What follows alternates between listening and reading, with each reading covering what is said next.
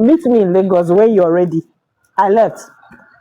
Now, trust me, when she comes back, we had to analyze, we needed to analyze the issue. And so I asked her, is this the prophet of God you were talking about? He said, no, I thought he's a good man of God. He's a prophet of God. I said, with what I saw on ground, in the middle of the bush, at night, in an incomplete building, you know.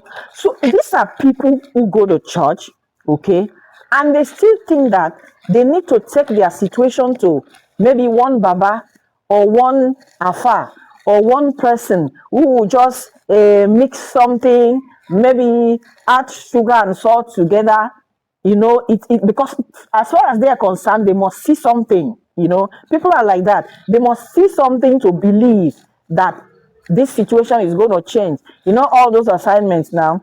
And so it's hard for people to deceive me with those things, because I grew up with my grandmom, who was a prophetess. And so, and she's a good person. She just, because she had a church, okay, she helped people, and she will not charge anybody anything. But when I see people who are taking things to another level, okay, and people still patronize them, and these are people who go to church. In the daytime, they are in church. At night season, they are in one corner, okay? And I just say, God, have mercy, okay? So there are other situations that you might not even know, okay, that seriously need a turnaround.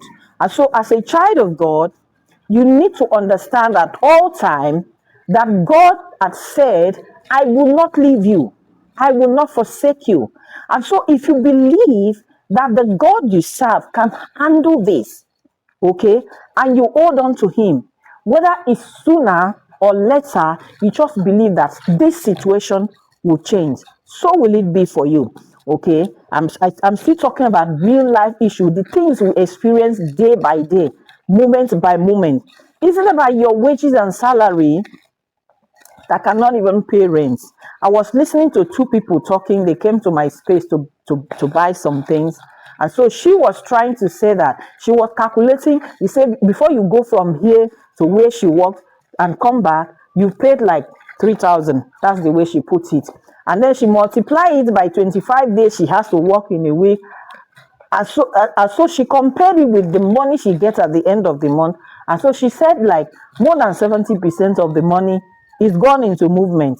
So if you're in that situation, how do you even pay for the stress? You have to wake up in the morning and go to work.